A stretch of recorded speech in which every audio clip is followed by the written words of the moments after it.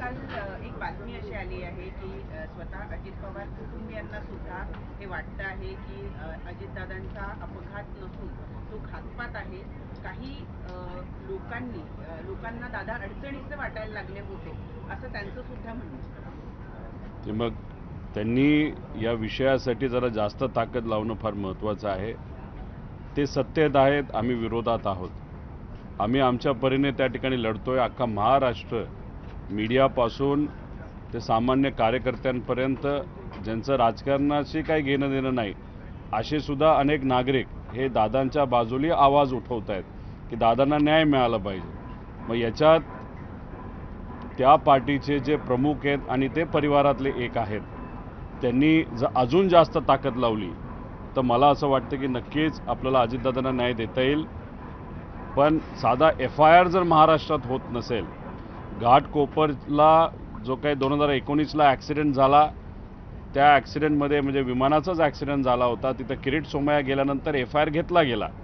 त्या FIRमध्ये आणि या FIRमध्ये काहीच फरक नाही. पण अजितदादांचा FIR या महाराष्ट्रामध्ये इथं असणाऱ्या पोलीस प्रशासन जर तिथं घेत नसेल तर मग ह्याला काय आपण म्हणणार.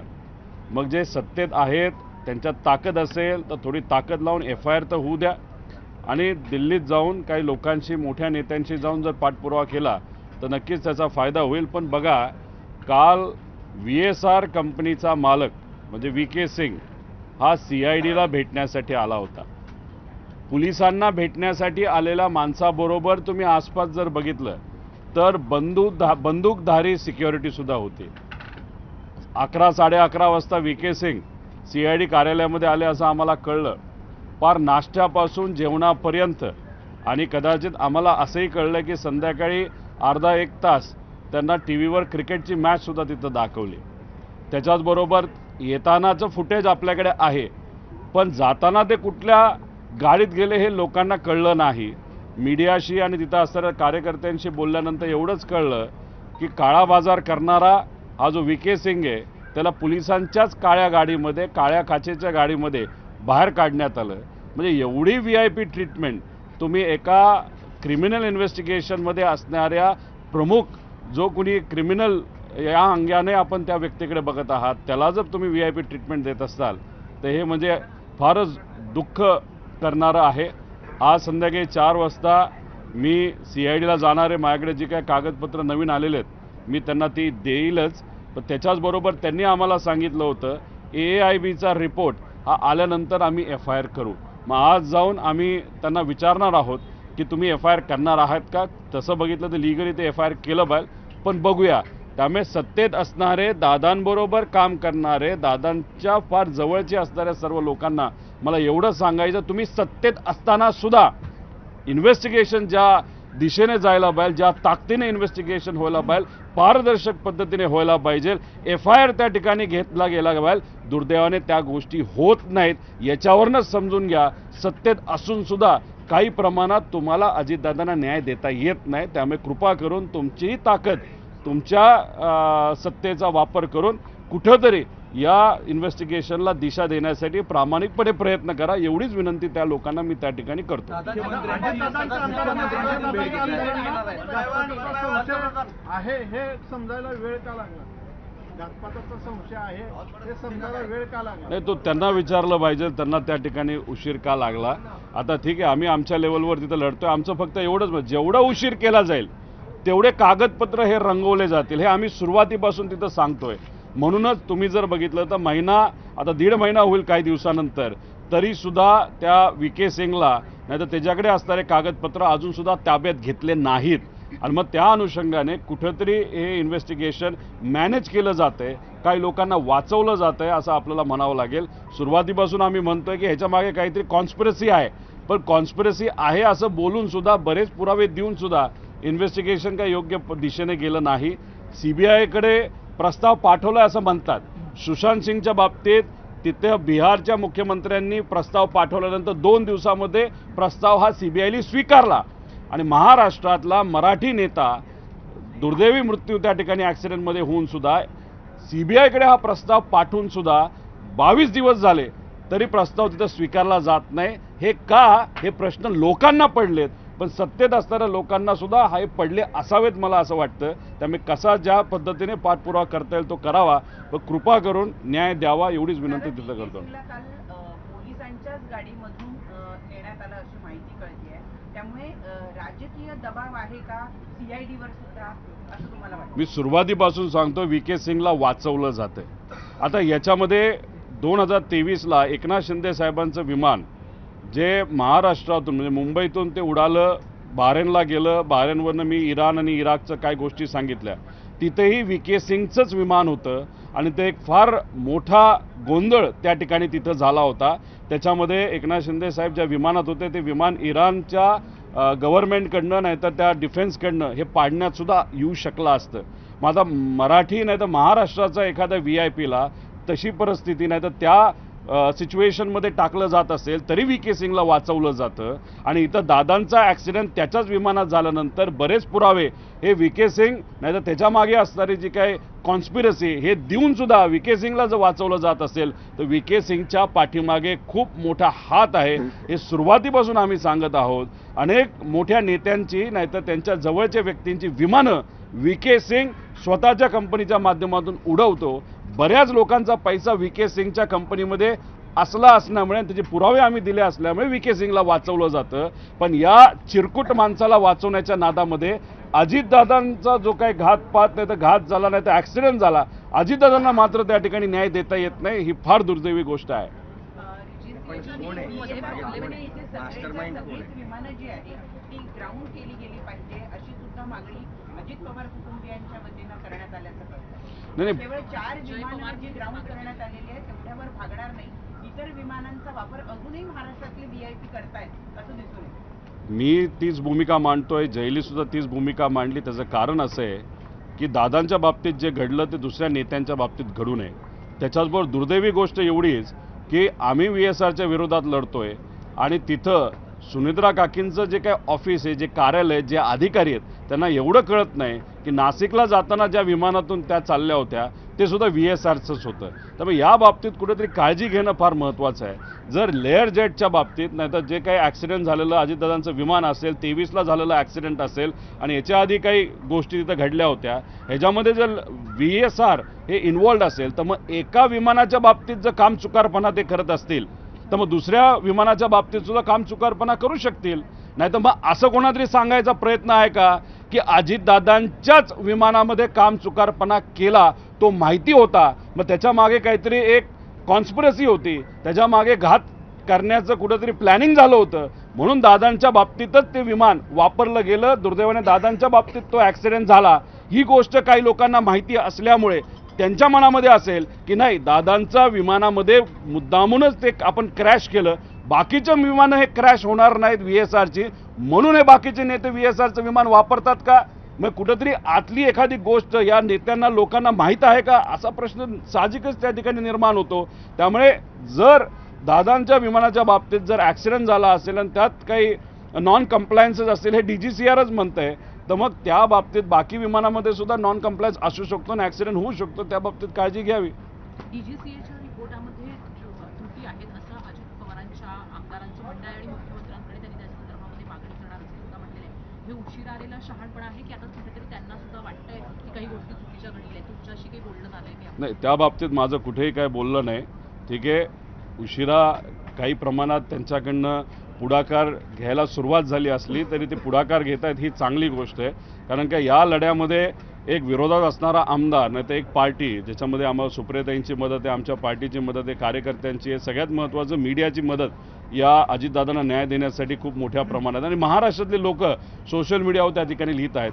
तर नेते जे सत्तेत आहेत त्यांनीसुद्धा जर मदत केली तर नक्कीच त्याचा फायदा होईल. उशिरा का काय तो त्यांचा विषय, पण आता तरी मदत करून FIR होणं, FIR का व्हावं कारण का त्या दिशेने आपल्याला ते इन्व्हेस्टिगेशन तिथं नेता येईल, काही डॉक्युमेंट्स आपल्याला मिळतील आणि त्या डॉक्युमेंटचा अभ्यास करून नक्कीच काय खरं घडलं हे आपल्याला तिथं कळू शकतं. रोहित पवारजी, खरं तर अजित पवारांचा हा विमान अपघात जरी असला तरी काही लोकांकडनं असा संशय व्यक्त केला जातोय की हा सुनियोजित मर्डर आहे. या सगळ्या संदर्भात सातत्यानं वाच्यता पण होते. स्वतः पवार कुटुंबीय अर्थातच सुनेत्रा पवार, पार्थ पवार यांच्याकडनं देखील या विमान अपघाताच्या संदर्भात शंका उपस्थित केलेली आहे. मी हेच म्हणतोय, आता बघा की अजितदादा कुठल्या कंपनीच्या विमानात गेले, VSR. आता VSR कंपनीच्या विमानात दादा गेल्यानंतर तरीसुद्धा दुसरे VSRची विमानं बाकीचे नेते आणि मोठे मोठे व्यावसायिक त्या ठिकाणी वापरत असतील तर मग कुठेतरी आपल्याला हेच म्हणावं लागेल की कदाचित काही लोकांना माहिती असावं की दादांचं जे विमान होतं त्याच्यामध्ये मुद्दामूनच काहीतरी घोळ केला होता आणि त्याचा तिथं ॲक्सिडेंट झाला आणि बाकीची विमानामध्ये घोळ नाही ते आपण वापरू शकतो. मग काही लोकांना हे माहिती आहे का की दादांचं विमान हे खराब होतं, मुद्दामून त्यांना दिलं आणि मुद्दामून त्या ठिकाणी त्याचा ॲक्सिडेंट केला. मग आम्ही त्याच अँगलनी बोलतोय की टेक्निकल इन्व्हेस्टिगेशन AAIB करते, पण ते सुद्धा त्यांच्या अधिकाऱ्यांना वाचवण्याचा प्रयत्न करते आणि VSRला.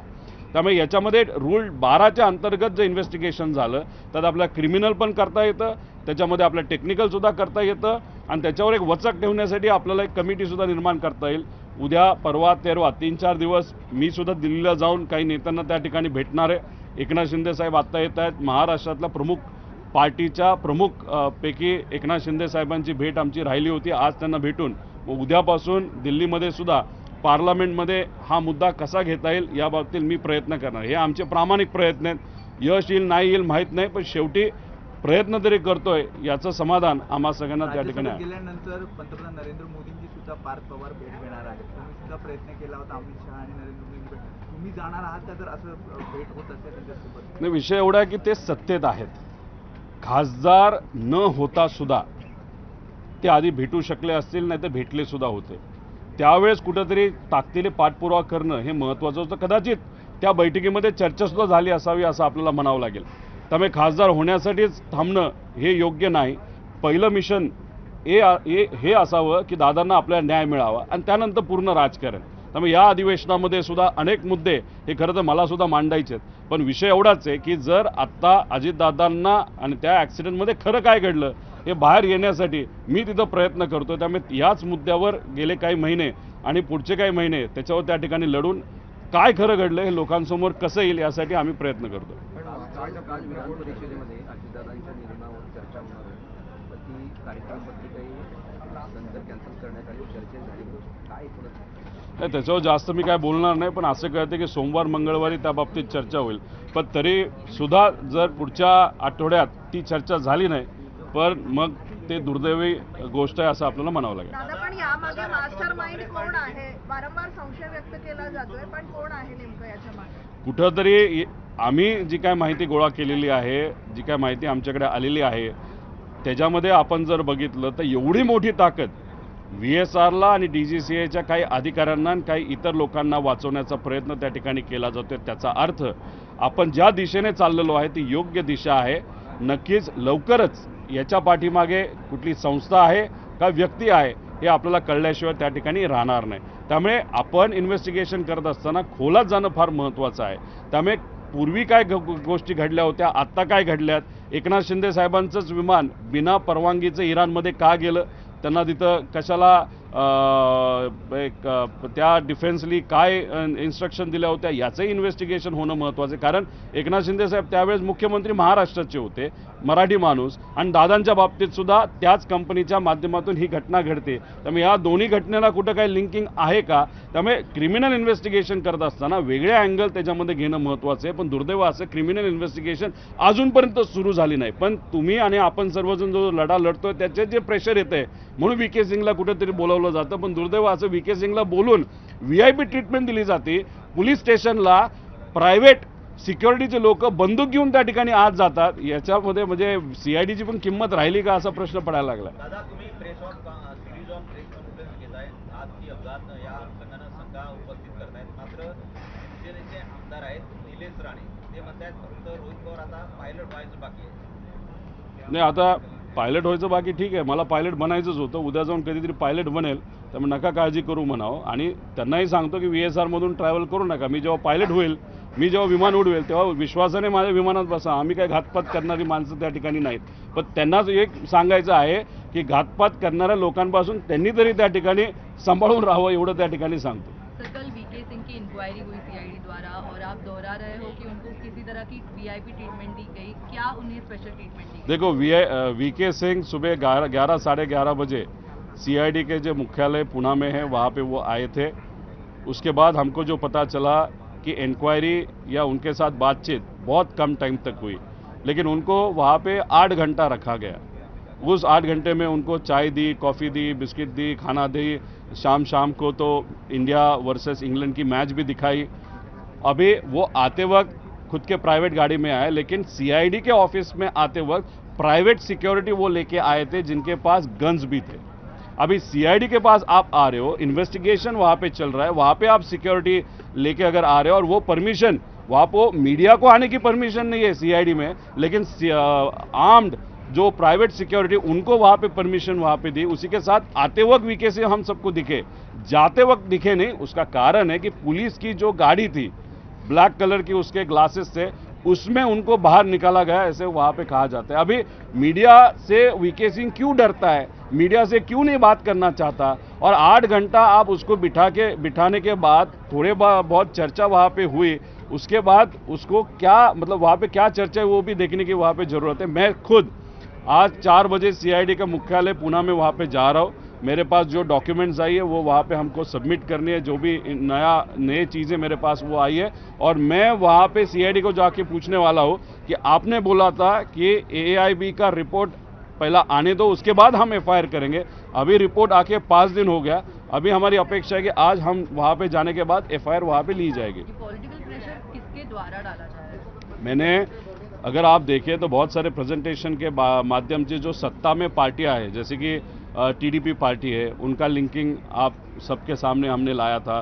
बीजेपी के कुछ इंडस्ट्रियलिस्ट है, उनका लिंकिंग लाया था। कुछ एमएलएज एमपी से है, बहुत पैसे वाले बीजेपी के एमएलए, उनका वहाँ पे लिंकिंग लाया था। उसी के साथ कोलकाता के जो खोखला कंपनियां हैं, जो जिसको खोखा कंपनी बोलते हैं, उसके माध्यम से 850 करोड़ कैसे लाए, और वो 850 करोड़ से 80 करोड़ वीएसआर में कैसे गए, वो भी प्रूफ हमने वहाँ पे दिया। मतलब यहाँ पे बहुत बड़ा पैसा और बहुत बड़ी पावर ये वीएसआर कंपनी के पीछे है, और इसके पीछे ये जो लोग हैं वो शायद प्रेशर ला रहे कि अजीत दादा को वहाँ पे न्याय न दिया जाए या इन्वेस्टिगेशन प्रॉपर्ली नहीं किया जाए, वीएसआर को बचाया जाए, जिसके कारण ये जो नेता है वो बचेंगे, और दूसरी बात जिनका पैसा इस कंपनी में वो भी बचेगा। मतलब पैसे को ज़्यादा महत्व वहाँ पे दिया जा रहा है, क्रिमिनल एंगल से कोई भी इन्वेस्टिगेशन वहाँ पे नहीं हो रही। और उसी के साथ मैं आपको यही बता रहा हूँ कि वीएसआर ये जो कंपनी इतनी खराब कंपनी है कि महाराष्ट्र का अगर उदाहरण दे, वो भी पॉलिटिकल उदाहरण दे, तो 2023 में एकनाथ शिंदे साहब जब ट्रैवल कर रहे थे टूवर्ड दावोस, तो बहरीन में उनका प्लेन रिफ्यूलिंग के लिए रुका था। उसके बाद ईरान में जब गया, तब ईरान के डिफेंस के लोगों ने उनको वहाँ पे इंस्ट्रक्शंस दिए थे, अगर आप 5 मिनट में वापस नहीं गए तो हमको शूट डाउन करना पड़ेगा प्लेन। मतलब वीएसआर तब भी था, एकनाथ शिंदे तब मुख्यमंत्री थे, महाराष्ट्र के बहुत बड़े नेता थे, और फिर आज दादा के साथ जो हुआ वो भी बड़े नेता थे, उप मुख्यमंत्री थे। अभी वीएसआर दोनों में कॉमन है, वीके सिंह दोनों में कॉमन है। वीके सिंह का और बड़े बड़े नेता और बिजनेसमैन का रिलेशन हमने आप सबके सामने, लोगों के सामने वहाँ पे लाया, तो कोई ना कोई तो भी इस कॉन्स्पिरेसी के पीछे है। दादा के बारे में तो कॉन्स्पिरेसी है, हम तो बोल ही रहे, लेकिन एकनाथ शिंदे साहब के पीछे भी कि कॉन्स्पिरेसी थी क्या, वो रिसर्च या इन्वेस्टिगेशन करने की बात है। दोन एक छोटेसे प्रश्न आहेत. तर अजितदादा गेले त्या दिवशी 75 फायली अल्पसंख्याक विभागानं त्यांना अल्पसंख्याक दर्जा दिलेला होता. तो एक विषय चौकशीचा विषय सुरू आहे, परंतु आता अशी माहिती मिळते की 20 शाळा ज्या आहेत त्यांचा अल्पसंख्याक दर्जा काढून घेण्यात आला. नाही, काढून घ्यायचा असेल तर सगळ्यांचाच घेतला पाहिजे. फक्त तुम्ही काहींचा घेता, काहींचा घेत नाही, मग त्याच्या मागे काय आहे हे सुद्धा आपल्याला बघावं लागेल. आणि सुनित्रा काकींनी जर सांगितलं असेल की नाही ह्यात इन्व्हेस्टिगेशन झालं पाहिजे, तर इन्व्हेस्टिगेशन होऊच तर मग ही फाईल तशीच ठेवणं महत्त्वाचं आहे. त्यात सिलेक्टिव्ह जर काही केलं असेल तर ते सुद्धा कुठेतरी बघण्याची जरूरत आहे. दुसरा एक मुद्दा की आज अर्थसंकल्प मांडला जातोय. अजित पवार हे अर्थमंत्री होते. आजचा हा जो अर्थसंकल्प आहे बऱ्यापैकी जवळपास 80 ते 90% त्यांनी स्वतः तयार केलेला होता, आणि आज मात्र मांडण्यासाठी ते नाही. अजितदादा अर्थमंत्री असताना सर्वाधिक निधी तुम्हाला कर्जत मतदारसंघात महाविकास आघाडी असताना त्यांनी नक्कीच त्यावेळेस तिथं मला सपोर्ट केला, पण नंतर आपण बघितलं तर महायुतीचा जो काही धर्म होता त्यांनी तिथं पाळला. त्यानंतर मला त्यांनी निधी दिला नाही, पण जेव्हा केव्हा आम्ही त्यांना भेटायचो, काही अडचण असेल तर ती अडचण सोडवण्यासाठी प्रामाणिक प्रयत्न त्या ठिकाणी करायचा. राहिला प्रश्न बजेट मांडण्याचा, अजून 2 वेळा जर बजेट दादांनी तिथं मांडलं असतं तर या महाराष्ट्रामध्ये सगळ्यात जास्त वेळा बजेट मांडणारा कोण नेता होता तर अजितदादांचं नाव त्याच्यामध्ये घेतलं गेलं असतं. ही दुर्दैवी घटना जर घडली नसती तर नक्कीच दादा यावेळेससुद्धा त्यांनी मांडलं असतं, पुढच्या वेळेस त्यांनी मांडलं असतं आणि या राज्यातलं एक जे एक मानाचं पद नाही तर मानाचं जी गोष्ट आहे की अर्थसंकल्प सगळ्यात जास्त मांडणारा एक नेता म्हणून त्यांचं नाव घेतलं जातं, हे आज होणार नाही याचं दुःख नक्कीच आहे. आणि दादा मांडत असताना फायनान्शियलीसुद्धा ते फार स्ट्रिक्ट असायचे की राज्याला कुठं अडचण आली नाही पाहिजे, उगाच एखादी योजना आणायची म्हणून आणणं हे योग्य नाही, त्याच्यामागे जर प्रोव्हिजन असेल तरच ती योजना आणणं तिथं महत्त्वाचं आहे. त्यामुळे कुठंतरी एक शिस्त असायची. आता या बजेटमध्ये आज जे बजेट मांडलं जाणार आहे त्याच्यामध्ये शिस्त आहे का हे आपण बघूया. पण आम्हाला ज्या काही गोष्टी कळलेल्या आहेत त्याच्यामध्ये ठोक तरतूद वर जास्त लक्ष दिलं जाणार आहे. ठोक तरतूद कधी दिली जाते तर आज त्याच्याबद्दल म्हणजे एखादा प्रोजेक्ट हा डिक्लेअर केला जात नाही, ठोकच्या अंतर्गत त्या विभागाला पैसे दिले जातात आणि मग पुढचे 6 महिने 7 महिने त्या ठोक तरतुदीचा वापर तिथं केला जातो. ठोक तरतुदीचा वापर कधी केला जातो? काही आमदारांना आपलंसं करायचं असेल तर, नाहीतर काही लोकांना सांगून नाही तुला निधी देतो तू आमच्याबरोबर बस बोल हे. त्यामुळे आमची एवढीच विनंती आहे की हे जे काही बजेट आहे ते या महाराष्ट्राच्या हितासाठी असावं. हे बजेट असं नसू की ठोक तरतुदी केल्यात आणि मग या पार्टीच्या आमदारांना जवळ करण्यासाठी एवढे पैसे, मग या पार्टीच्या आमदारांना जवळ करण्यासाठी तेवढे पैसे. त्यामुळे महाराष्ट्राच्या हितासाठी हे बजेट असेल असं बघूया. पण बजेट एकदा प्रेझेंट होऊ द्या आज, मग त्यानंतर नक्कीच या विषयामध्ये आम्ही डिटेलमध्ये जाऊन बोलू.